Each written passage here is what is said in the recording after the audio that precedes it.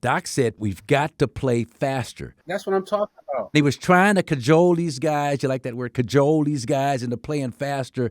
Last season, you don't like cajole. Think about it. Fit is everything, and that's what Horst needs to get credit. The guys he brought in, they fit very well to the current structure and current core the Bucks got.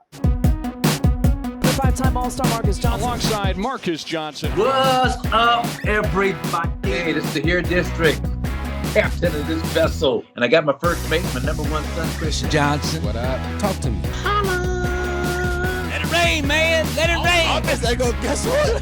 We're going back to teach on Friday. Yeah. Can't pass the salt of breakfast. Can't pass the salt. Go fight. Welcome, everybody, to the Here District. Marques Johnson. You're listening to a Bucks Plus audio production on the Bucks Plus Network. Your weekly pulse on the Milwaukee Bucks, straight from a Bucks legend. This is Here District with Marques Johnson, alongside his son and 1995 NCAA champion, Kris. Here's MJ. All right, welcome, everybody, to Here District, the fantastic voyage as we follow the comings and goings and doings of the Milwaukee Bucks. And, man, has it been some excitement. A whole lot of stuff has been going on, a lot of movement with this Bucks team. Yeah. And I'm liking what I'm seeing. I'm Marques Johnson, the captain of this vessel. My first mate, Kris Johnson, the only father and son tandem in the history of NCAA basketball to win a national championship at the same school, UCLA. What's up, Kris? How you doing? Good. How are you? I'm doing great, man. Doing great. So this is a fun time of year. Summer League has officially started in Las Vegas. The whole Bucks contingent of they pulled up deep out there. Players, coaches, personnel, front office. That's how you got to roll up.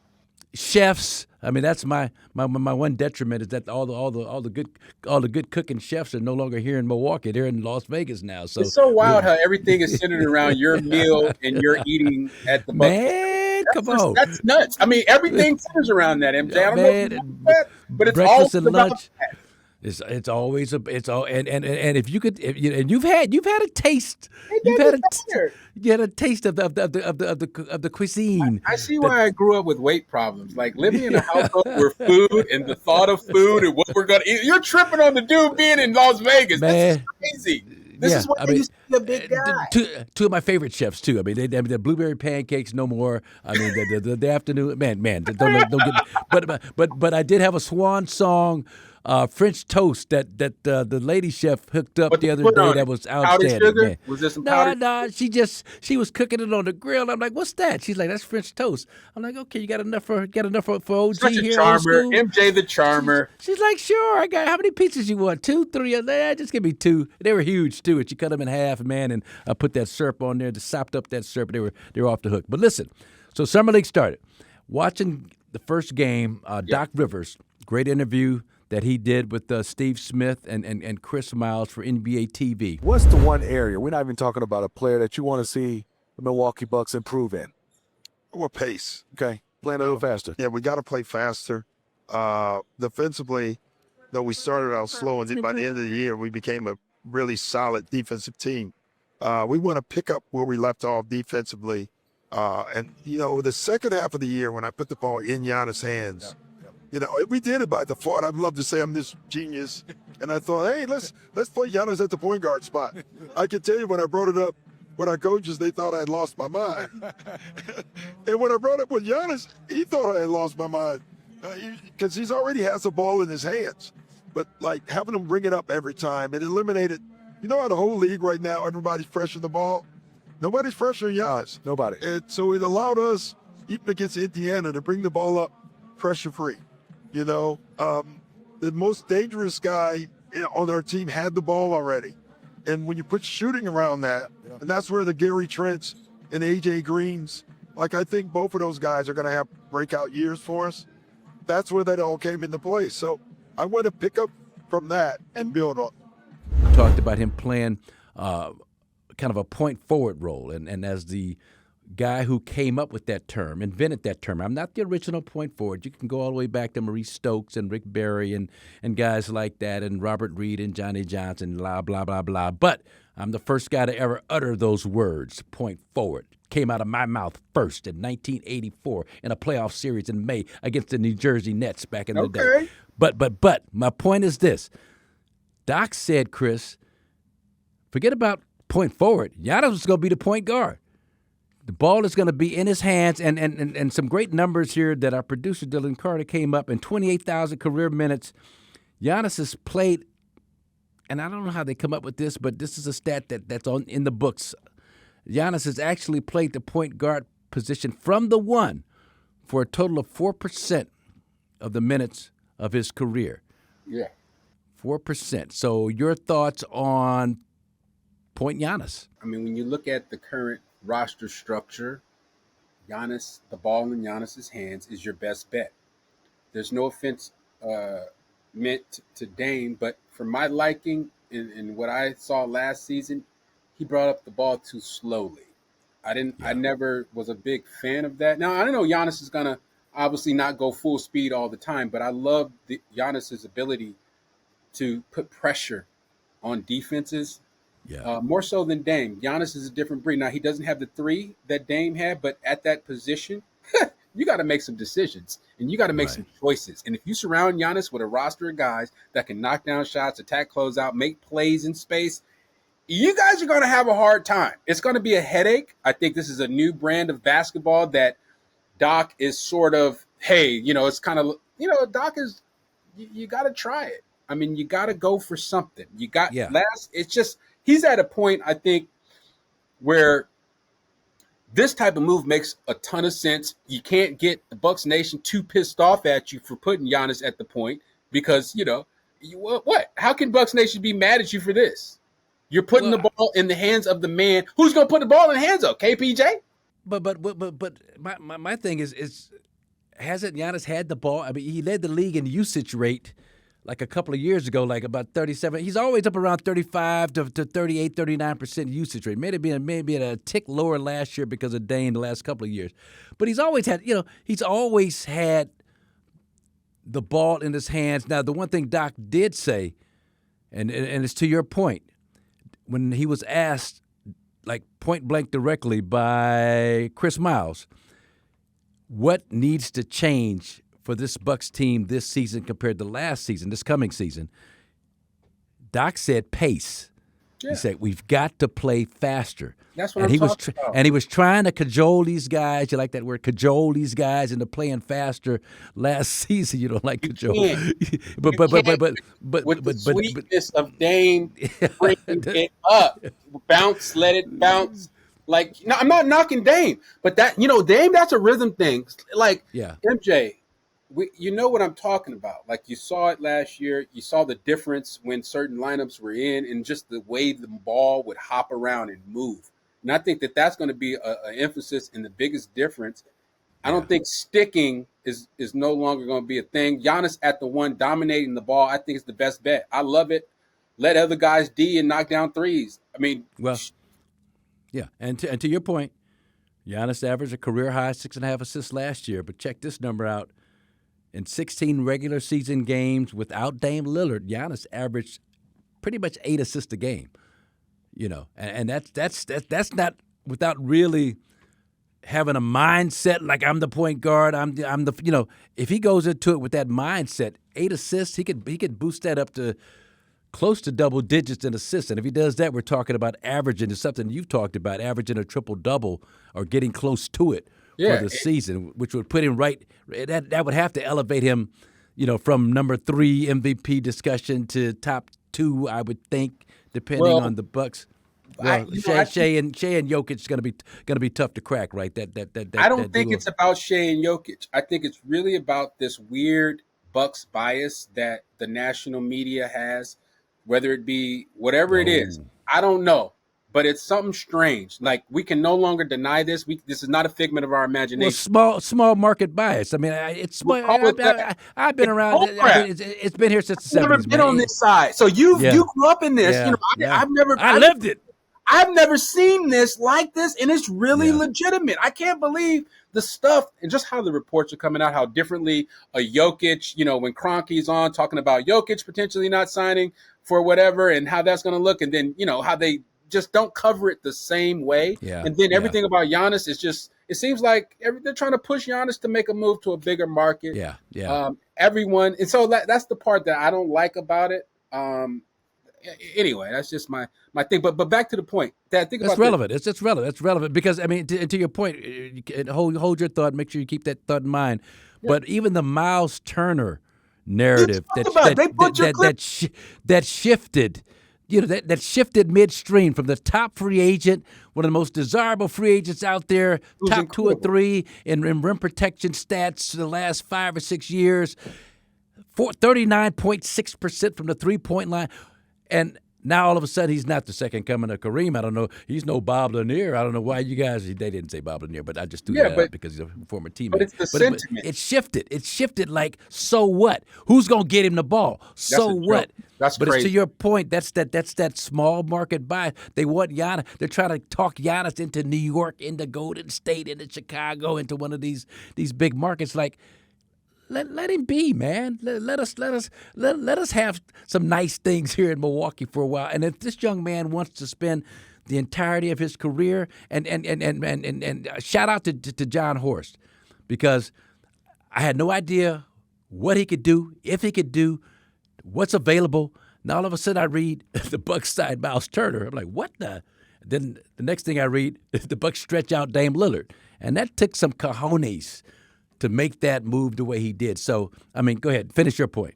No, shout out John Horst. Definitely made some moves. My point was just how, we lose Brook. Now Jericho Sims is going to be counted on to bring some athleticism and some stuff above the rim. Think about this. Imagine if Jericho Sims and Giannis can get some chemistry, develop some chemistry on this lob work.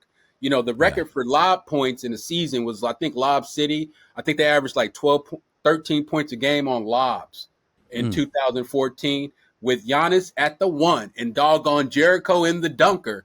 Just imagine the possibilities. So that was something that I was looking at as well. And then also to my point, Ryan Rollins is going to have to do some handling. KPJ is going to have to do less handling and creating at the 1. He only showed her the 17.3% playmaking load last season, which was, pretty, I don't know, set 98th percentile for reserves.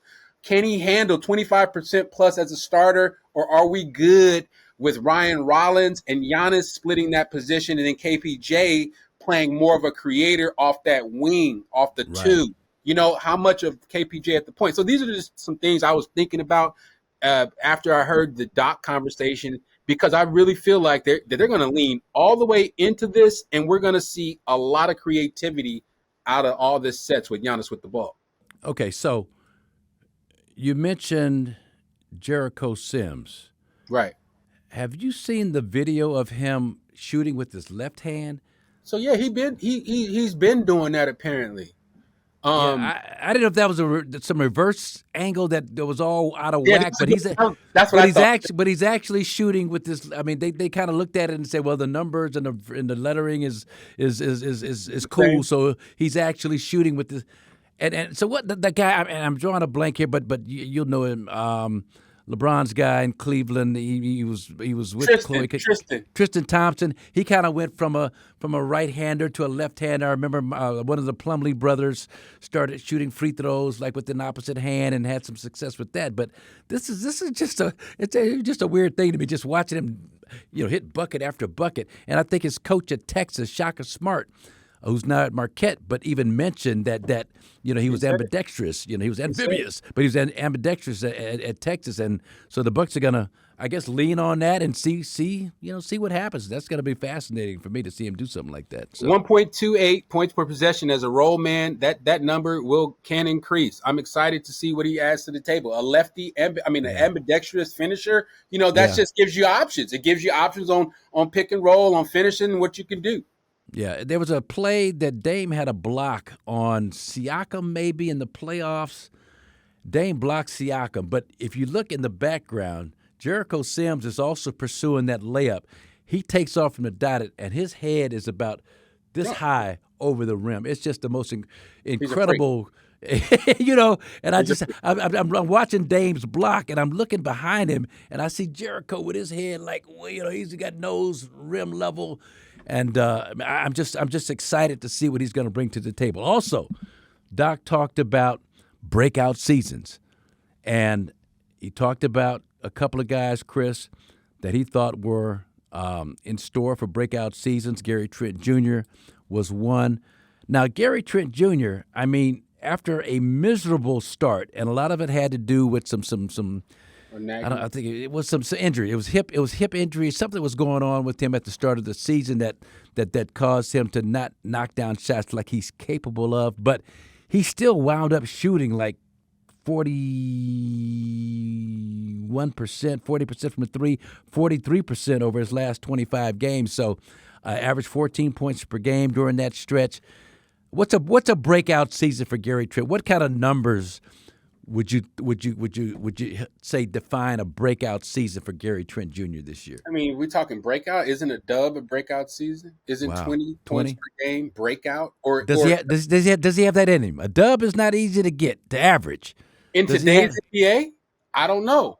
I think it's a lot easier than it was than when you were playing. And in the 90s, I think it's a lot easier. Now, look, I'm not trying to act like him averaging 20 points a game is just, that's some easy task. But my point is, why would Doc say breakout? I think he might have something in store. More shots for Gary, more looks for Gary, more actions ran for Gary, more stuff for Gary. When you have a coach that believes in you and that's talking about you and that's kind of, singing your praises in the Summer League interview, there's something going on there. There's a belief there. There's a confidence there. And there maybe a plan to increase his usage as far as getting him shots. Yeah. And that'd be a good plan. And also, and we talked about this a lot, and the numbers bore it out. And this is, when I was talking to my good friend Ed Waters, coach at Crenshaw High School, Maxine Waters' son, been best friends since 7th grade, but he was talking about analytics. So I was telling him how the eye test told me that triumvirate of Kevin Porter Jr., Gary Trent Jr., and A.J. Green was really effective together, especially with Giannis. And then I just happened to go to Cleaning the Glass, my favorite site, to look up analytics. And Ben Falk runs that, but looked up their numbers, their on-court numbers with Giannis, and they were in the 90th percentile across the board, offensively and defensively. That was the shocker. Offensively, hitting shots, scoring points, all that good stuff. But defensively, they were in lockdown mode on the perimeter, those three guys, and then you watch them and the energy. And you talked about that. And that's what Kevin Porter Jr., Gary Trent Jr., they got some dog in them, man. And AJ also, they got some dog in them. No, they do. They all have dog in them. And another guy I think that's probably the most underrated signing of the Bucks offseason is Gary Harris. Yeah. Gary Harris is a dog, too, defensively. You lose PC, who was 1.01 points per possession defensively in isolation. You bring in Harris, who's 0.83 in isolation defenders, and he can knock down. Wait. Slow down. Pat Connaughton, his isolation defensive efficiency per NBA advanced stats, PC as an isolation defender, right? 1.01 points per possession. That's solid. That's not terrible, right? I mean, it's okay, or is it? But I don't. Versus the league average, I'm not sure, but I do. But Gary Harris was 0.83. Woo! Wow. So you literally 91st percentile. So you're picking up a guy who can lock up at a much different level. So that just adds on top of what you're talking about with this kind of group of perimeter wings.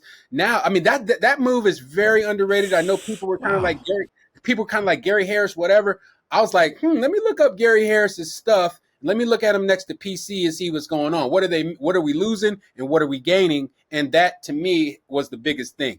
How tall is Gary? About 6'3", 6'4", 6'5"? I thought he's 6'5". Is he 6'? They give him 6'5". I know they got this new measuring. I mean, he may have been 6'5" at one point, but I think now they're measuring him at 6'4", which is good. That's like being 6'6". 5 years ago. Yeah, he's 6'4". The 6'4" is like being, 6'6", 6'6 and a half, 10 years ago, But 6'4", solid, strong, Izzo tough from Michigan State, Izzo tough.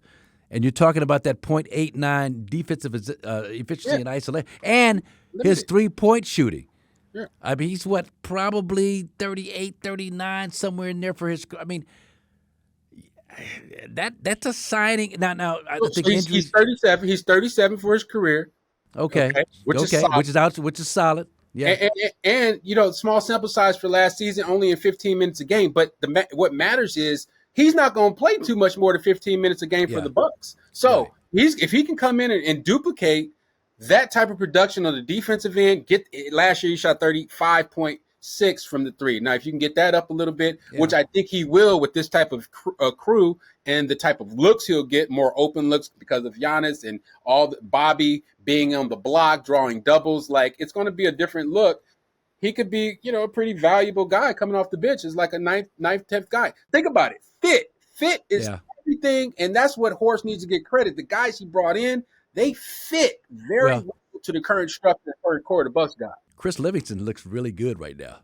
Just 21 years old. He looks really good right now. I mean, just watching him, his confidence, some of the stuff he's doing offensively. He's always had the great energy, defensively, rebounding, active.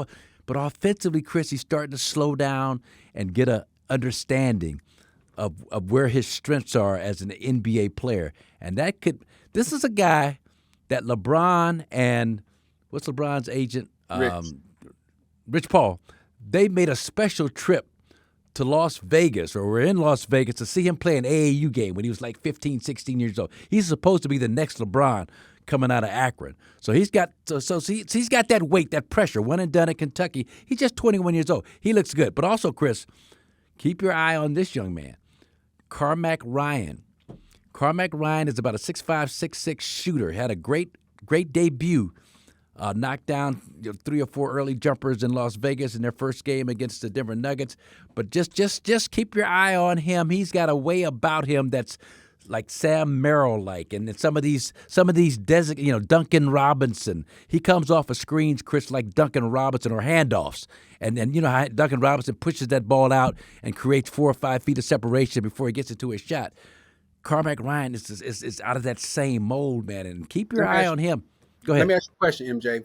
How much do you put into summer league performances when you're evaluating whether or not a guy is going to be able to help the main roster? Like, what are you looking for? What are you looking at? What stands out about those two specifically that you feel like will give them a shot to make the main roster?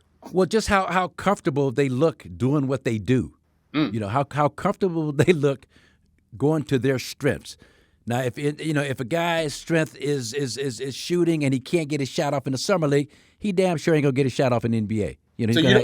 So we saw Wemby. So you're saying just shot off. You're not talking about hitting shots. Like when we see a Cooper Flagg go 5 for 21, does that hurt you as much? Because my thing is, okay, so he's missing shots. It's his first night. Wemby had a tough start to summer league, got dunked on, all kind of stuff. Gets to the NBA, transcended. So how do you, MJ, decide whether or not this guy is just a summer league dude or this guy? Like I hear you, the way they do what they do, but how do we, Look, man, look, I'm gonna keep it. I'm gonna keep it a buck. I'm gonna keep it 100. I mean, I saw Cooper Flagg, his first summer league game against the Lakers and Bronny, and I was not blown away. Not the fact that he struggled to hit shots, and he did but they put the ball in his hands.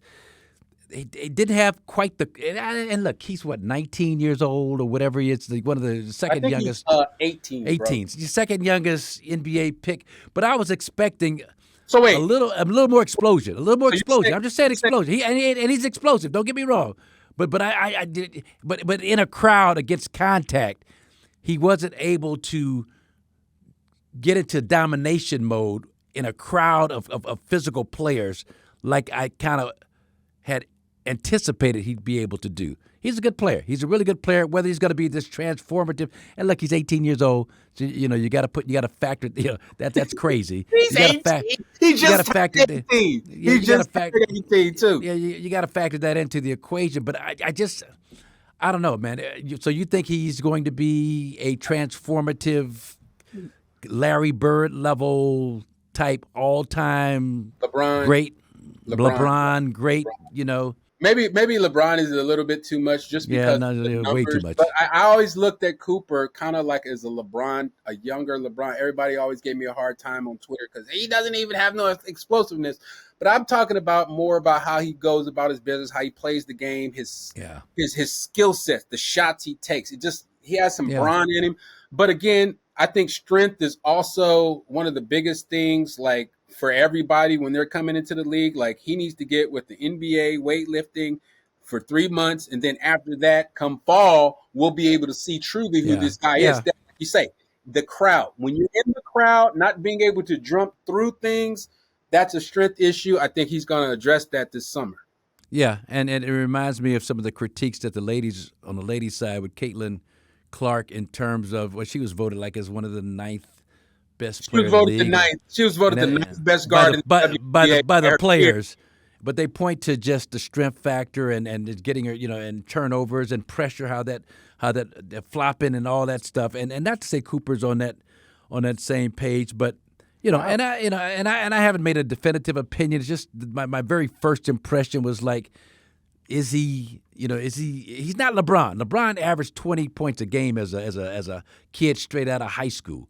Yeah, we haven't seen Cooper. So you don't know what Cooper's going to average this year. Yeah, you're right. You're right. Getting some buckets, bro. Like with the ball in your hands, life is different. Like they talk about on Gil's Arena all the time. Like how salty those dudes are. When you get the ball, when you get the shots, when you are christened as the guy, you have a different existence. 19. You factor in your maiden voyage, all the hoopla, all the attention, all the focus, all the eyeballs are on you. You're going against Bronny and the Lakers, and he's a Maine kid, a small town Maine dude, and I would imagine that there was a little bit of nerves and anxiety and anxiousness and all that good stuff that probably impacted how effective that he's going to be. My jury's still out, but I'm just giving you the first impressions. It wasn't like, oh my God, this guy here is second coming of whomever. So, what were your first impressions on the Bucks' second round draft pick, Bogey? It's interesting. The Bucks are going to use this summer league to ascertain whether or not he's got what it takes to stay on the roster for the season, or does he need another year? He's only 19, turned 20. Cyrus's birthday on the 12th of July. My son Cyrus, they got the same birthday. So he'll turn. He's 20. He's basically, for all intents and purposes, just 20 years old. Again, jury's still out. I mean, he did some okay things, some good things. Did some things that is going to need some work. But he's a young player. You expect that.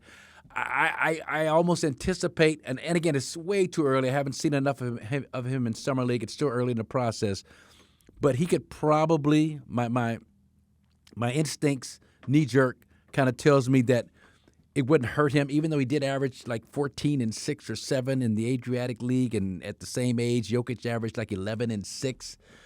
But it's all subject to change, Chris. If he gets comfortable, and same thing with Cooper Flagg. But if Bogey gets comfortable in the next few games that the Bucks are going to play in Las Vegas, I could see just watching him going up and down in practice situations. The dude is good, man. He's talented.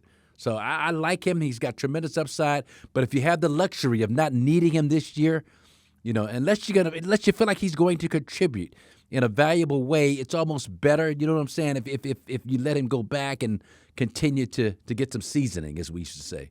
Bogey and Tyler. Tyler. He's young, too. What is he, like 20, 21? Maybe, I don't even know if he's 21 yet. Dude, Tyler young as heck. And he's put in so much great work just on his handle. He looks smooth. He looks good. You got to increase Tyler, who's just 20 years old. Thank you, Dylan.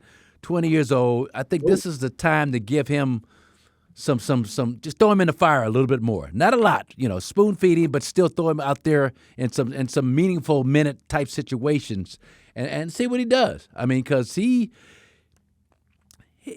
got my old acting coach, Rick Edelstein, who worked with Barbara Streisand for years and years and years. But Rick would talk about the molecular structure when you're in character and how you change. Denzel and De Niro and Christopher Walken, how there's a molecular structure that changes. Tyler Smith right now, Chris, his molecular, he looks like a man. He don't look like a, you know what I mean? He doesn't look like a 20-year-old kind of deer in headlights kind of. He looks like, I belong out here. I know what I'm doing. Give me the rock. Tween, behind tween, step back, lefty jumper, yeah. But I was watching him, but then my boy that I really love, and Jamari Bouye, that hit the game winner, that beat Denver. He after they'd gotten down by 2, he went by the Coach Love, who's coaching the summer league, and said, "Coach, should I shoot a 2 or shoot a 3?" They're down 2, and the Coach Love said, Summer league, bro. Shoot a 3. Let's going win. for games. Summer league, Let's win it. 5 seconds left. But Jamari Bouye, man, that last game against the Pistons, fan appreciation day, he had a 20-plus point game. Nobody remembers that because Connaughton had 43, and Pete Nance had a great game, 20, and all these guys were scoring Kuz crazy had numbers. 20 in the first quarter or something. Kuz right? had 20 to start. He just came out the gate just firing. And so, but Jamari Bouye, man, it may not be here with the Bucks because of a numbers issue. Yeah. But he's been around with some San Antonio and Golden, some different Miami, different organizations. He played for Todd Golden at USF. Todd Golden coached Florida to a national championship. He played. I remember Bouye. No, I remember Bouye over there. I remember Bouye. It's USF. I remember that. Yeah. He's all West Coast Conference 2 years in a row. Blah blah blah. I forgot he played over there. He's got game, man. I'm telling you, he's got the same thing, Chris, that I saw in Ryan Rollins in training camp last year. Just something about him the it factor that makes it seem like he belongs on this level. And everybody, sometimes it's so easy for young guys, especially in his circumstances, to be struggling and searching for it. He's got it. He's comfortable. He's confident with it, man. And so I expect big things from him. So it's going to be interesting to see. This is what makes the summer league really, really important for guys like Andre Jackson Jr., like Chris Livingston, like some of these on other a lot guys. of levels. On a lot of levels, dudes are deciding their future. Woo. Like in a major way. Carback Ryan, his future's big. Could Ryan be like PC was? Is he as athletic as PC? A younger PC? He's not as athletic. Is he live defensively? I mean, does he get after it at all on the defensive end? He's tough. He's tough. He's hard nosed defensively. But could it translate to the NBA level? Yes, without so a question. What you think? But he has a much better offensive mindset in terms of buckets. He's got that Duncan Robinson, Sam Merrill, type mindset when it comes to getting buckets out there. You go bust your ass.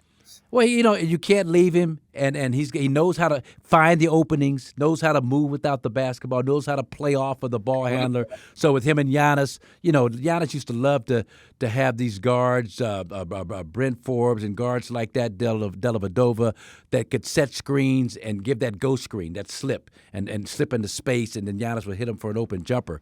A guy like Carmack and Ryan could make a freaking fortune, like AJ Green. He does that with AJ Green a little bit. He can make a living playing with Giannis and just running that action over and over again. So that'll be fun to watch. But this is what you love to see from the Bucks: the emergence of developing young talent that are going to come on the cheap. Remember, we talked about this before with the second apron and all this other stuff.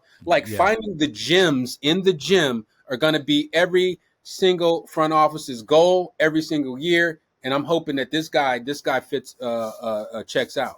Well, and that will be our theme for the upcoming episodes of Here District while the Summer League is in play in Vegas.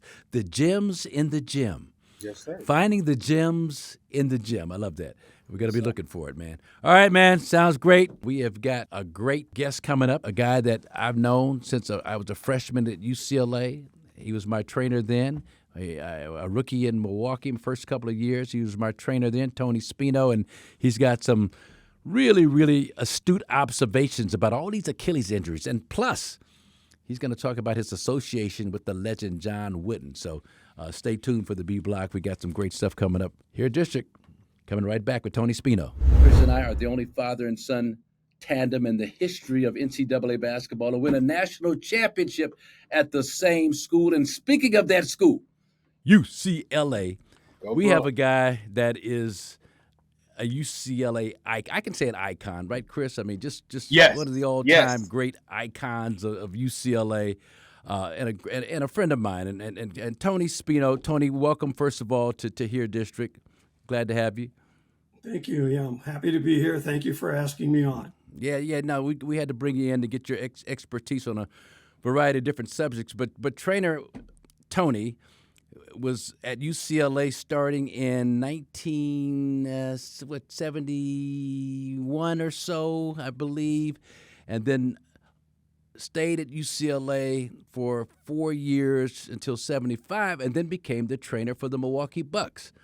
back in 1975, and that was under Larry Costello, and that's when, Junior Bridgeman and Dave Myers were rookies, and a lot of young talented players. So Tony was kind of here at the beginning with the Milwaukee Bucks. We got a lot to talk about. But Kris, I don't know if you knew this, but our nickname for Tony with the Bucks was The Rock. The Rock? The Rock. And if you any guy from that era, you talk about Spino. Oh, how's The Rock doing? Tony, where did that come from? Do you remember how that nickname came about? I really don't. I think it came from you, but I think we were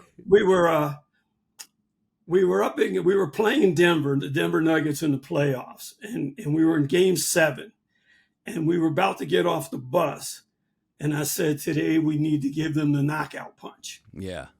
And I think someone said, oh, The Rock is going to knock them out. Well, it came all the way down to the last play, and Game 7, we would have went on to play in the finals of the West. Yeah. Because we were in the West back then, not in the East, and in the Western Conference. And, we missed the shot and lost the game. Yeah, and that was a Nuggets team. Larry Brown was the coach. Larry was sporting Kris like the psychedelic shirts with the fly collars and the overalls and the denim overalls and all. David Thompson and Bobby Jones and Dennis. Kind of had an afro. He kind of had his own little version of an afro. He had it going on. And I think the Rockets, Tony's from New Jersey. I think part of that, and that was 1977-ish, 78. I think the Rocky Balboa, the Sylvester Stallone piece was out right around then. The first Rocky, I'd have to look that up, but I think that was a part of it because Tony had that tough kind of New Jersey Philly thing going on, and Junior Bridgeman used to love calling him that. The Italian Stallion. The Italian Stallion, the Rock. Yeah, it was all about that, man. But Tony, what? My. Yeah, but and I mentioned Junior Bridgeman, man, and we lost him a few months back. Just some memories about Junior. Talk about Junior and just your reflections on Junior Bridgeman, one of the owners of the Milwaukee Bucks. We would always hold a lot of conversations and stuff, and he always told me, he said, I want to be a Supreme Court judge someday. Did he? And he says, I'm going to take law classes in the summer because the season ended in May. So he went up to the University of Wisconsin in Madison every summer and took 2 or 3 courses. That was going to be his goal, because he always knew that playing wasn't forever and he was going to he wanted to do something. And, I knew he grew up really poor, and he grew up in, in a real tough neighborhood. He told me some things that he witnessed, things that he would have liked to see different. And he told me the story about how he, wanted to join the Boy Scouts. One of his friends was a Boy Scout. He came home with a uniform on. Junior brought him over to see his parents, and he asked his parents if he could join to get one of those uniforms. And his parents said, well, how much would it cost? And they said $1.25. And the parents said, sorry, Junior, we don't have the money for it. Wow. See, and people today, it's just hard to even relate to that kind of a story. But Junior was working with his dad. Like the dad would get him up at 4 a.m. to go work and clean buildings before school. This is before school. His dad worked in the same steel mill with Joe Jackson, the father of the Jacksons, because the Jackson family lived on the same block with Junior. Okay. And his dad and Junior's dad used to work in the steel mill together. Wow. In Gary, Indiana. Yeah. Wow. See, that's you're telling me stuff I thought I knew pretty much everything there was to know about Junior's life, but that's a fascinating story. Tony, it was just an article was just released a couple of days ago where Eden Bridgeman, Junior's daughter, said that the family was going to stay active with their 10% ownership stake with the Milwaukee Bucks, that, she felt like, Jimmy Haslam and the people in place would be more than fine handling the day-to-day stuff, but they wanted to maintain that connection because that was such a major deal, man. How did you feel when you heard that Junior was finally going to get a piece of an NBA team after years of trying? Well, I mean, I talked to him about it when he got very successful with Wendy's. And I said, Junior, why haven't you bought into, an NBA team? And he said, the return was not as great as it was when Jim Fitzgerald did the Bucks and then he bought the Golden State Warriors, and then he sold, both of those. His returns were really great. Well, I mean, Junior, he did his homework on it, and he knew he would have always liked to. And I always say, why don't you buy a team? And he says, but the return won't be as great. So it was interesting because then he ventured off in giving his children and letting them run the, Bridgeman Foods Incorporated, and he invested in Coca-Cola, which Julius Erving was, when he played, was very vested in Coca-Cola. And I don't know if you know, but like his wife got to fly to all the games, all the road games in a private plane provided by Coca-Cola. Julius, turquoise. Okay, wow. And so Junior jumped into that, and he became like on the biggest in the Eastern Seaboard and in Eastern Canada. He had the biggest distributing company of Coca-Cola. So he was making a real good living off of that. Cash cow. And his dream was always to be also, once he got into the business, he wanted to become a billionaire. And he finally became a billionaire, and then he lost his life, which is so hard. It hit me like a ton of bricks. This guy was so generous in giving to the community. I've stayed at his house with his family when his kids were little. We would go to church together. He was very, very religious. He always wanted to help others in the community, because he never forgot his roots. He never forgot what he went through as a child. And he always wanted it to be better, not only for him, but for everyone. Yeah. And so, we would always talk, even when I was gone. He would come in the summer out here to work out. He'd come up to the training room, and I'd work on his knee, or I'd work on, one of his, injuries, and, he would ask me for advice. So we always stayed in touch, through the years. And I'm telling you that this hit me really hard. I've had a real hard time with it. Yeah, we all have. And I told you my story about, how my housekeeper, Irene, I had a poster, a big, gigantic poster, Kris, behind my bed, still in cellophane. Junior had an endorsement for Cousin Subs in Milwaukee. So he's at the front of the poster holding a sub sandwich, super sub, and then the entire team is paired up behind him. I'm with Paul Pressey and the coaching staff, and everybody is in this picture, Bob Lanier and Randy Brewer and Sidney Moncrief and everybody.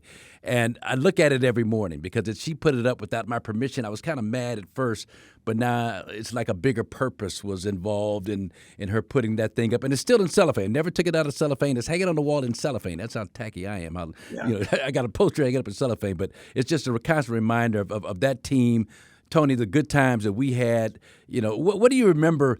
I want to know what do you remember about me coming in as a 21-year-old rookie? Could you tell I had a little bit of a knucklehead aspect to me, that I was going to kind of venture off the road a little bit at times? But what was your impressions of me? You knew me since I was a freshman. I remember a lot of players when.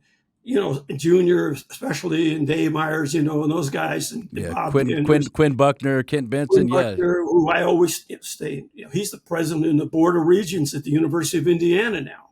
Kent Benson is okay. Yeah. Oh, Quinn Buckner. Well, I remember that. You're in that famous video of Kent Benson, our very first game in 1977, opening night against the Lakers, when Kent had made some comments in the papers to Bob Wolf of the Milwaukee Sentinel, the morning paper, and said that he was going to rough Kareem up, going to give him an elbow, see how he took it. So Kent gives Kareem an elbow, and then Kareem double clutches, Kris, you've seen this video, and then plants this right foot and then socks Kent in the side of the jaw, and Kent goes down. Now, I didn't see it. I was guarding Jamal Wilkes out top. I heard it. You just heard a thud. A turn, and Kent stumbling, and Kareem is dancing over him, Kris, like Muhammad Ali. Get up, MFer, get up. And I'm like, and I knew Kareem, so I'm like, Kareem, he's not getting up, man. Back off, man. Back off. He's not getting up, Right. And then Tony was the guy. There's a famous photo of Tony. Kareem is in the background dancing. Tony Ken has got his arm around Tony. Tony's kind of helping him off the floor. But, man, that was a crazy night, right? That was my maiden voyage, Tony. It was my first game as a rookie with the Bucks. Yeah. Nelly really encouraged him to rough him up. And I think what happened, and it was a horrible situation because Kent really struggled with it. I think he kind of really hurt his career. Yeah, and he was a solid player. I always felt a little. I was in my feelings a little because I thought I should have been the number 1 pick, and they traded Swin Nader to get the 3rd pick from Buffalo, drafted Kent number 1, drafted me number 3, and so my first week of practice, I was trying to dunk on him every time just to prove a point. But you mentioned Nelly. Why didn't Don Nelson ever get a team into the NBA Finals? What do you think of Don Nelson as a coach? I know you and Nelly had your moments, to say the least. And what was your impression of Nelly as a coach, and why do you think he was never able to get this team? One thing that I remember, he was one of the first guys to bring in video and record and go over the plays. He spent more money on a video guy and hired a video guy and got all this equipment than anybody was making, players or anybody. Wow. He spent Muko bucks on this. So he was way ahead of the game there. I think, he was very slick. He learned a lot from Red Auerbach. Okay. I remember when they fired Larry Costello, we were in Seattle, and he came to my room and said, "What do you think they fired Larry? What do you think I should do?" And I said, and this is what I told him. I said, "This place is a mess." And I said, "The only way it's going to get straightened out is we need a head coach who's the general manager, only one opinion, and that guy's got to run the show, just like Red Auerbach." I said, "If you want to be successful, you got to be like Red." I said, and he took that and ran with it. And obviously, down the road, I think he forgot it and let me go. But I wasn't on the contract. I mean, I could have been let go anytime, my salary, I was a trainer. I was the equipment manager. I was a strength and conditioning guy. The traveling secretary. And Kris, I washed the uniforms on the road. Yeah. So how did you balance all that, though? Like, you got to make travel and tape ankles. How are you balancing that, Tony? You have a schedule. You had a method? Because I know you're meticulous and you're calculating how you do stuff. Talk to me. Well, what I did is I took care of the players first. That was number 1. When they left for the day, I stayed all day. I mean, they practiced for 2.5 hours. They took a shower. They got their treatment. They went home. I stayed there, took care of that. So treatment was number 1. Okay. Like if it was a game day, I'd stay there all day. I worked with the ball boys. We'd set up the visiting locker room, the umpire's room, the officials' room, so we would get everything ready. So by the time they came back to get ready for the game, I was already there. And I organized that. When we were on the road, I did the same thing. I took care of I had to book the flights. Yeah. And then I had to get the buses. Okay. And then I had to get the rooms and make sure everybody had their room. And we were fortunate. Everybody had their own room with the Bucks. We didn't have roommates. Oh, cool. Yeah. So but a lot of teams had roommates. A lot of teams would go to the airport and didn't even know if they could get on a plane back then because they didn't know if their bills would be paid or their tickets would be paid. It's a different day. Man, it's a different day.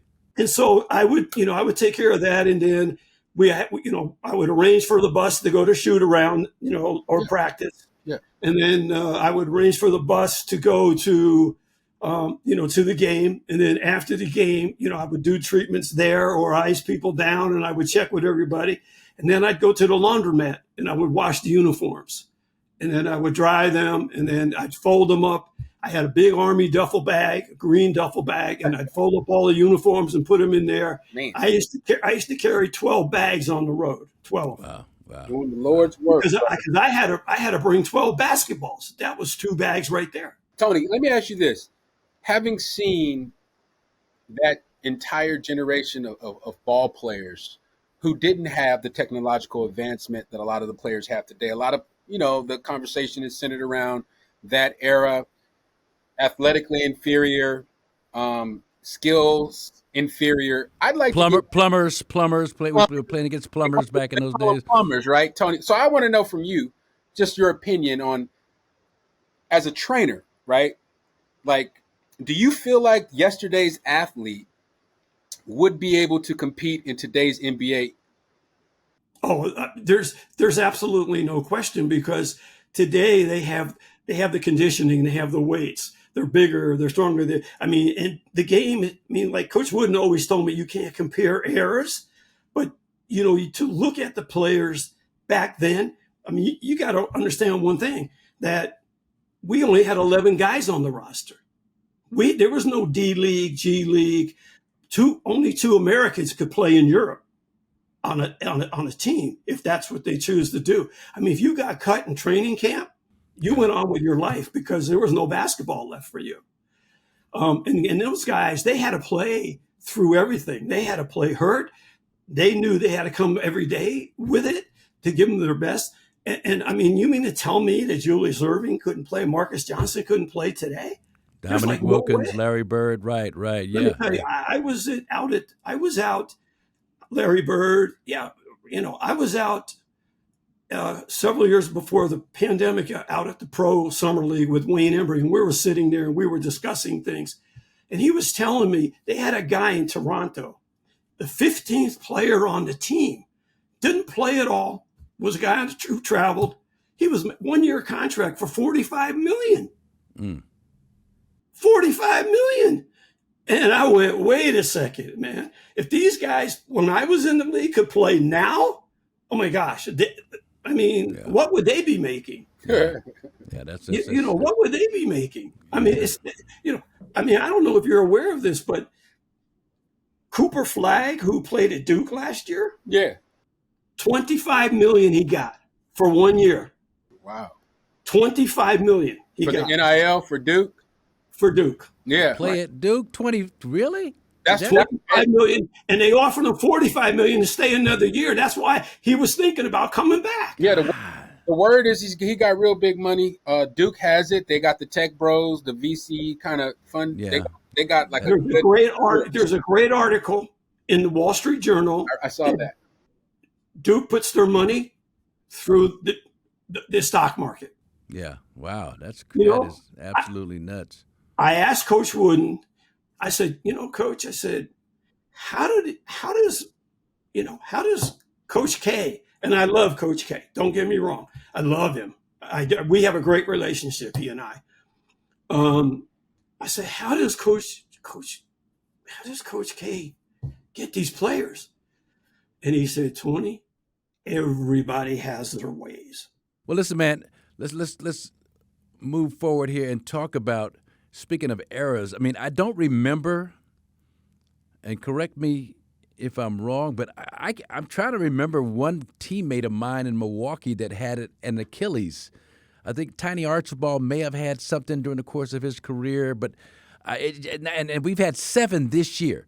Yeah, and you get all these excuses, Tony, in terms of not excuses, but rationalizations about wearing low top shoes, wearing 3/4 shoes. Everybody should wear high tops. It's the shoes, but you've got some observations on maybe what you think is the culprit behind all these Achilles injuries.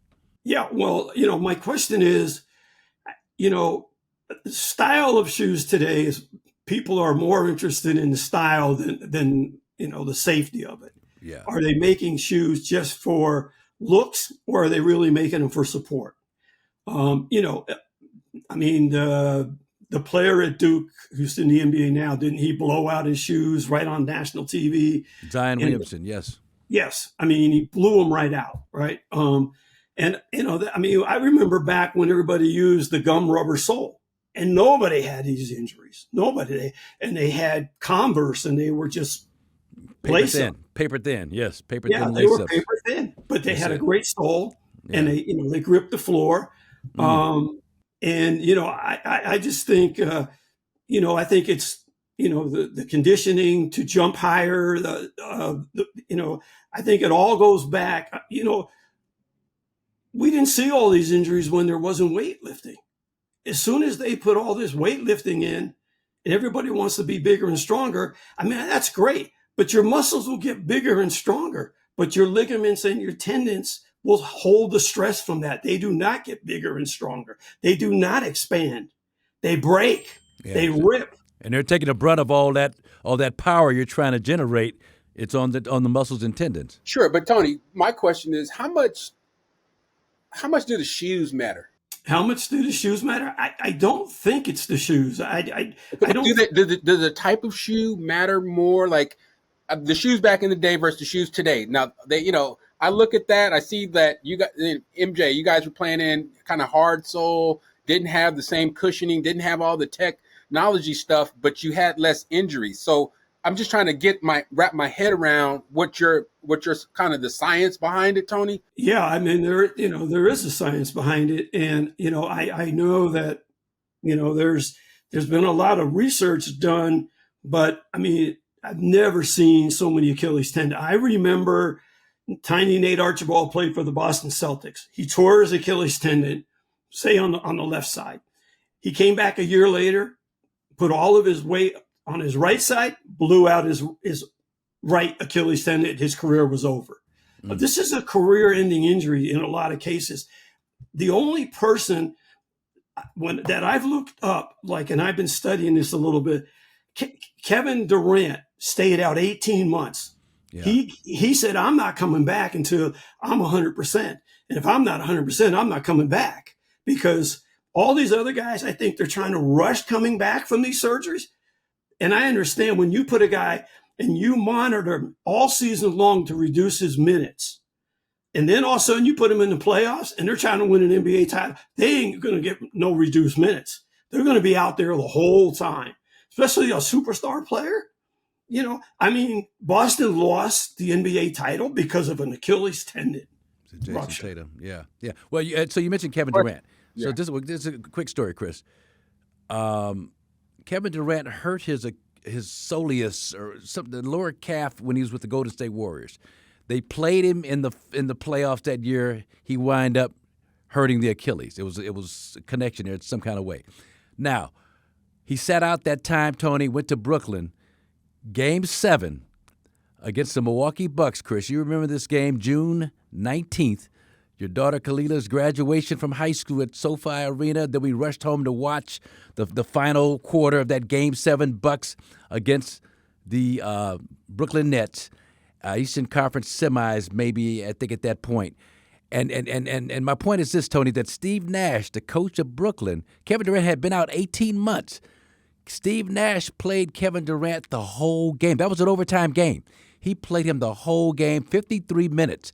But there was this famous shot that KD hit where his toe was on the line, and everybody likes to say, well, if he would have had a shoe size one size smaller, a 16 instead of a 17, they would have beat the Bucks. It wasn't that. Fatigue makes cowards of us all. He played the whole game. And just kind of, I kept saying as a family, we're watching the game in my den at home, and I'm saying, Steve Nash is not going to give this guy one break after he's been out, the length of time he's been out. It's going to come back to hurt them some kind of way. So he made that shot, but his foot was on the line. He had a big shot to win it in overtime, a three-pointer, shot an air ball.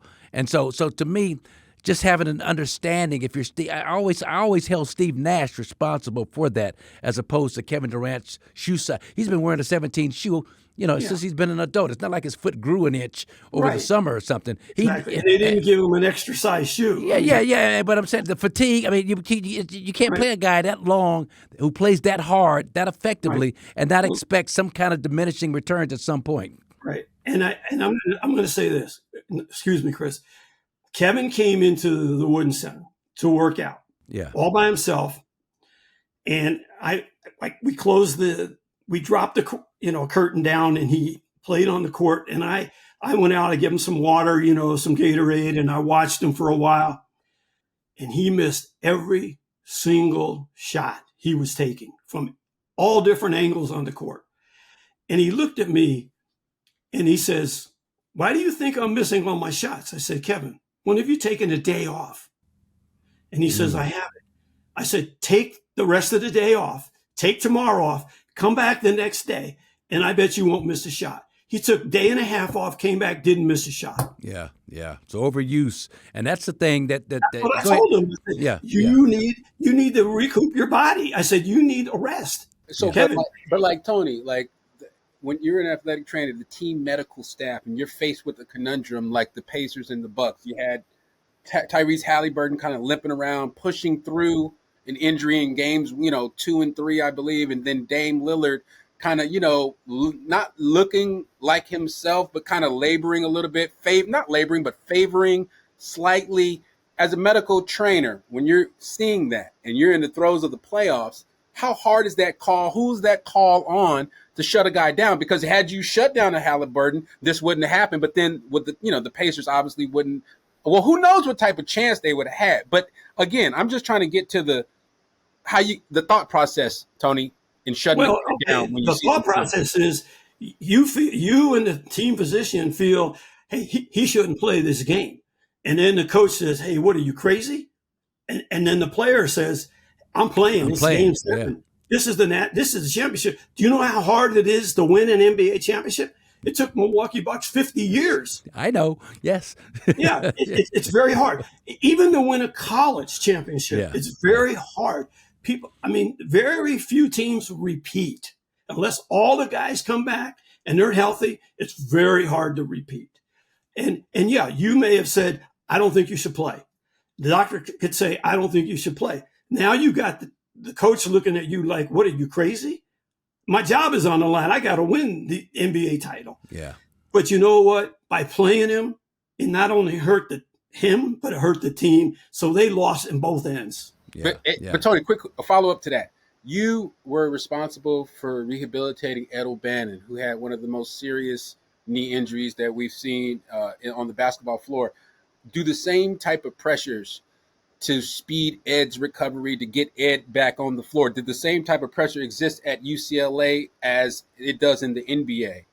Absolutely. That was one of the worst and longest 18 months I ever had in my life, because I had to monitor Ed. Coaches were trying to force him to come back. They even forced him to go to a different doctor who told him that he'd have him back in 4 months. Wow.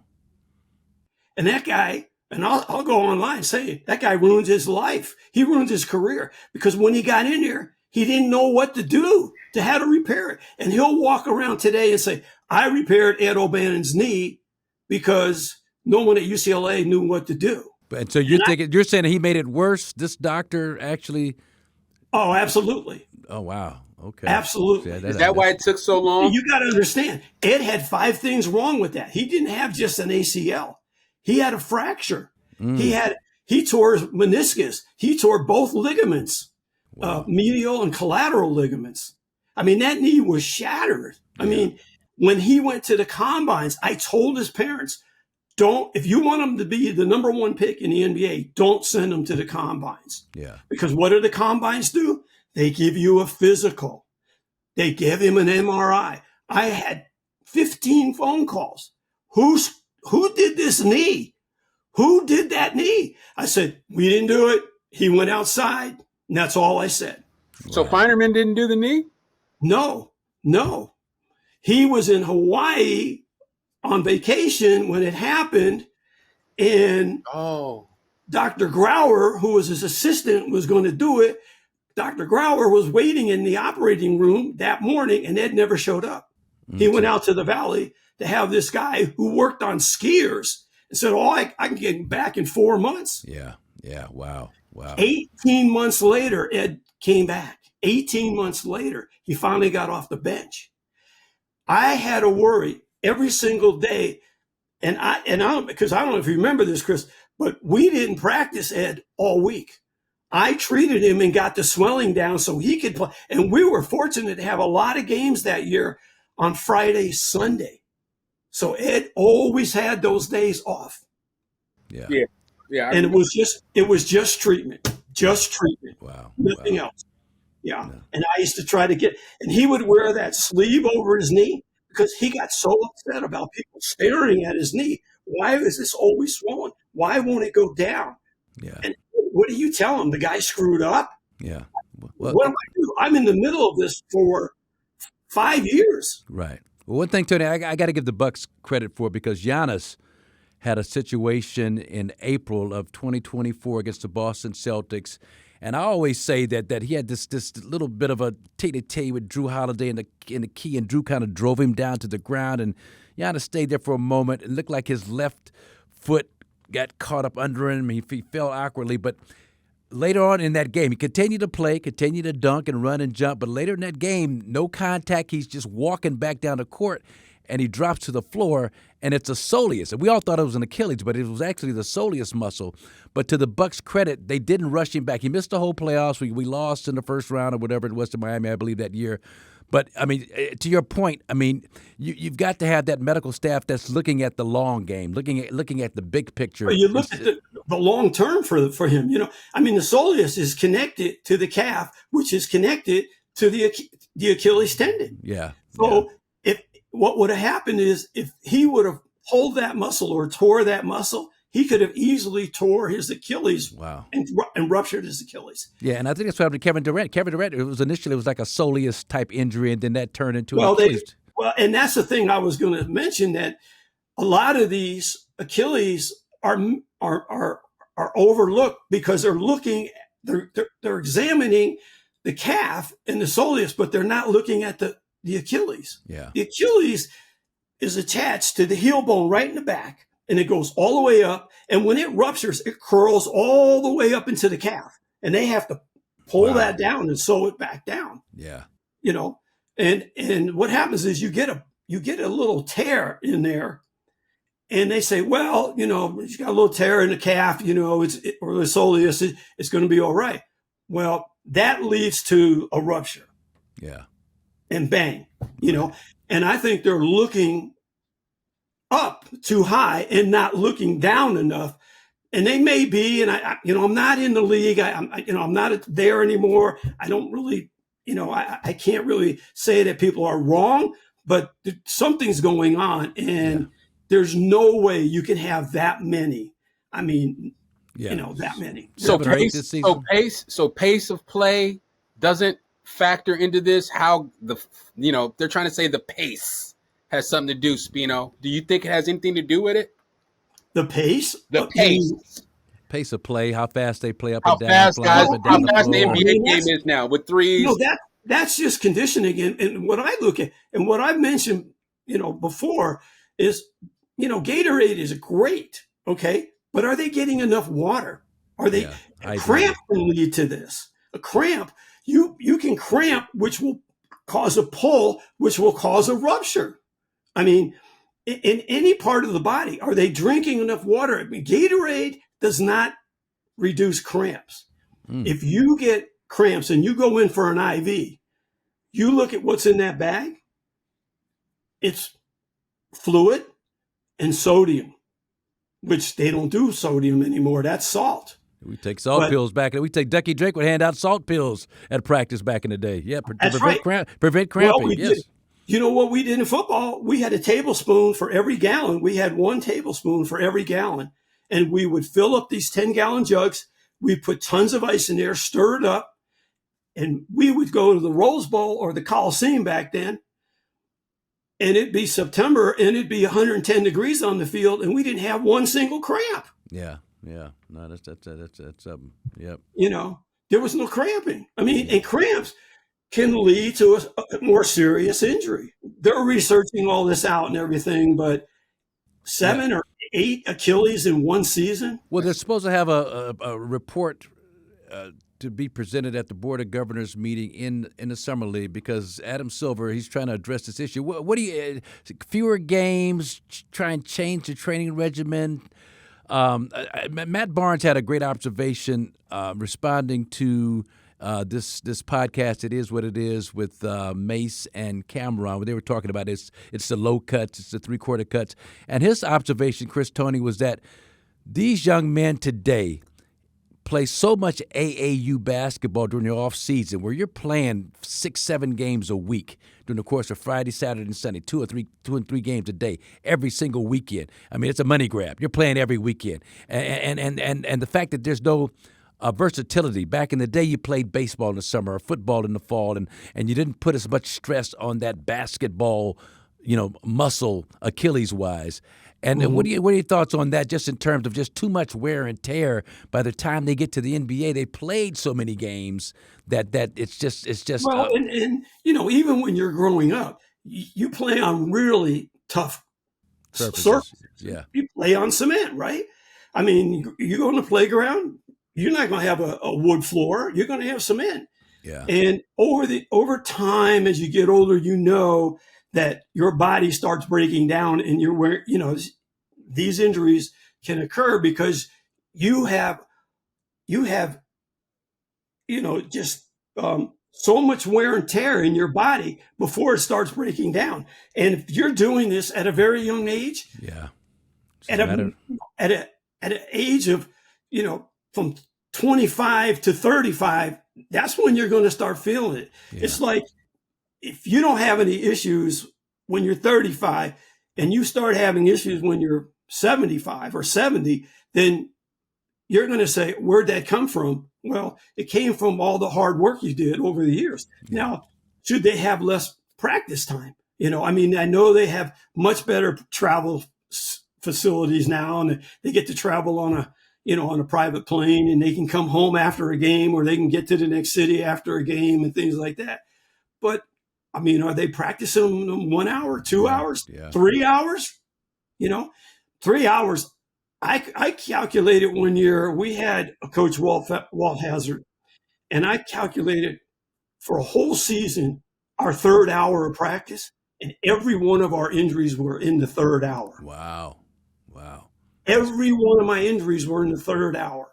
Yeah. Not the first, not the second, but because mentally you get tired, you're not hearing the coaches anymore, and you're just reacting, and you're going to get hurt. Yeah. Because you lose a step, and you're just not quite as sharp as you were the first and second hour. Well, speaking of succinct and deliberate and organized practices, the guy I played for at UCLA the first 2 years, John Wooden, 2 hours, man. We went from 3:30 to 5:30, whatever it was, 3 to 5. That was it. Every drill structured 5-minute drills. People may not realize this, Tony, but you were Coach Wooden's personal caretaker. The last 20 years of his life, I believe. Just can you give us a few John Wooden stories, because you got a chance to be around him and to share some things with him that we can only dream about, man. Can you give us a few stories about the kind of people he was conversing with and the friendships that he had in terms of people, some notable folks out there? Yeah, well, I used to kid him a lot, and I spent 35 years, 3 days a week. No one at UCLA knew it. I went and met with him because he had a shoulder injury, and I had to take him to the doctor.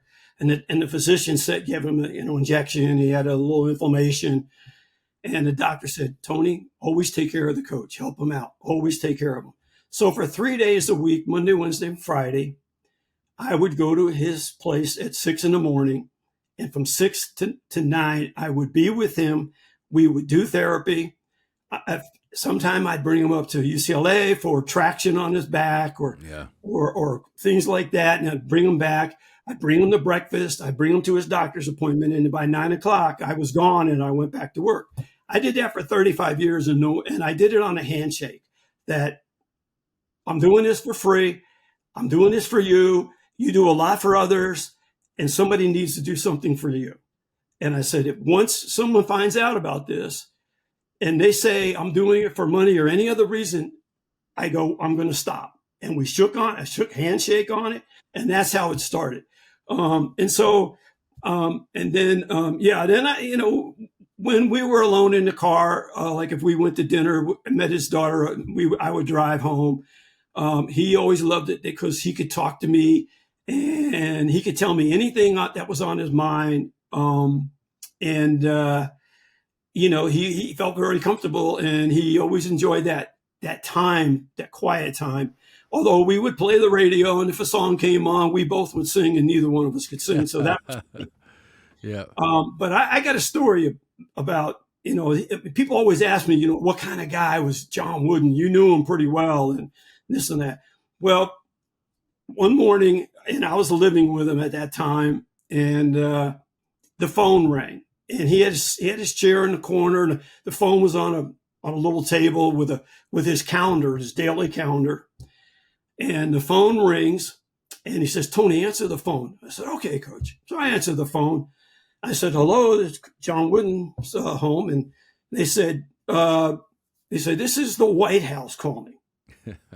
And I said, oh, okay. And they said, this is John Wooden there? And I said, yeah. I said, can I help you?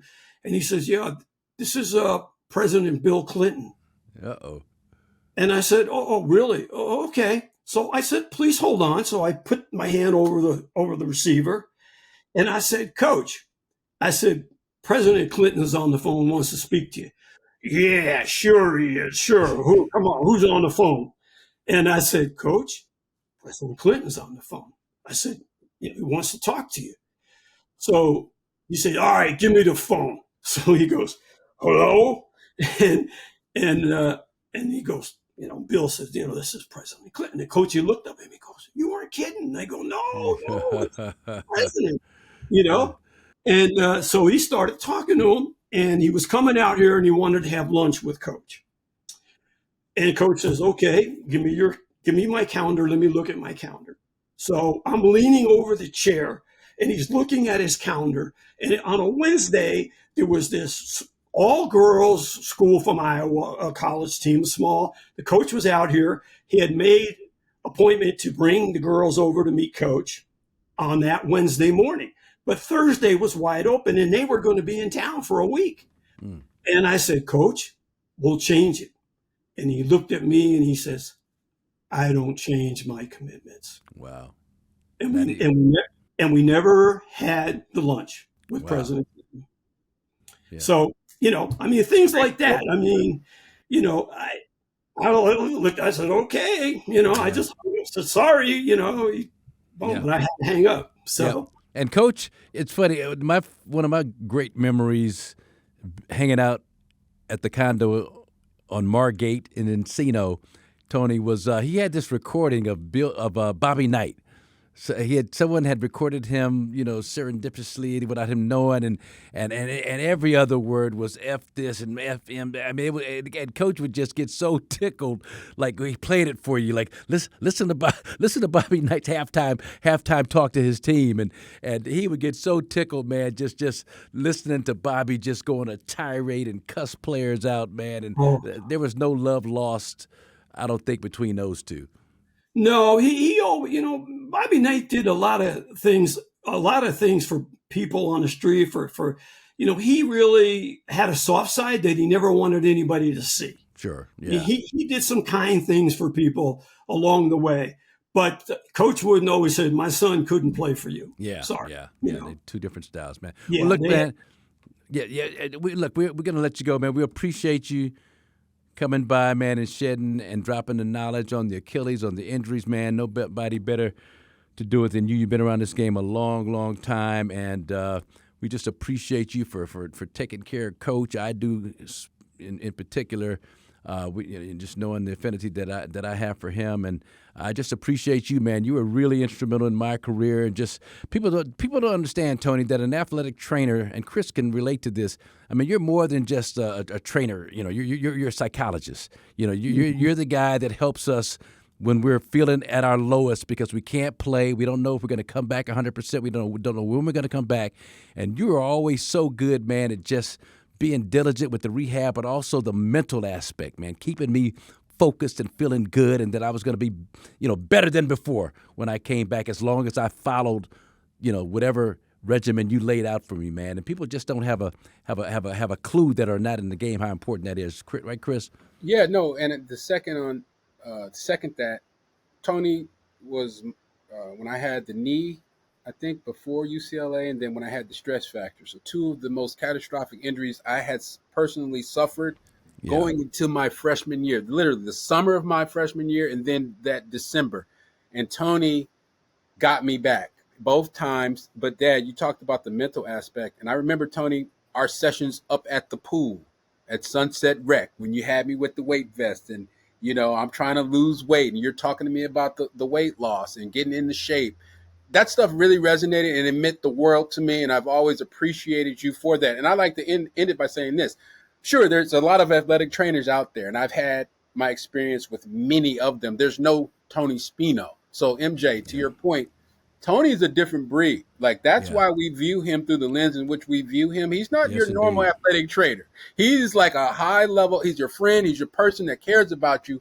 deeply, but also plugged into the mental aspect. Tony, I just want to say I appreciate everything you've done and continue to do for us and our family, man. You're always the man, and we love you.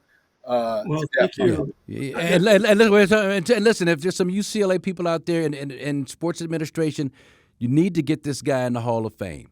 You know, we've been trying to get him in for years and years, and Tony's not, he's not the kind of guy that's gonna beat his own drum. But he deserves to be, just for the fact he took care of Coach Wooden. He's been around the program since the early 70s. He's been the trainer for myself, for my son, for hundreds of athletes. And I had Josiah. Don't forget Josiah. Had all the Johnsons. Had Josiah also, man. That's crazy, man. So you've been really good to my family, man. Thank you so much. We appreciate it. You guys have been good to me, and I really appreciate all the old Bruins, all the Bruins that, they always said that, and I not said this, but they've always said to me, you kept Coach around a lot longer so we could enjoy him. Mm. And I think that means a lot to me, because people, I used to say, you're like the Pope. Won't you charge these people? I said, everybody comes to you for your wisdom and everything else. I said, and I asked him one time, I said, Coach, as smart as you were, did you ever think about being a president of the United States? And he looked at me and said, nobody in their right mind wants to be president. That's Coach, man. Look, man, we got to end it on that, man. Have a great afternoon. We appreciate you coming by to Here District, man, and we got to get you back on here and talk. Thank you for having me. This has been wonderful. I love you, man. Tony Spino, Here District. Appreciate you. This has been a Bucks Plus audio production.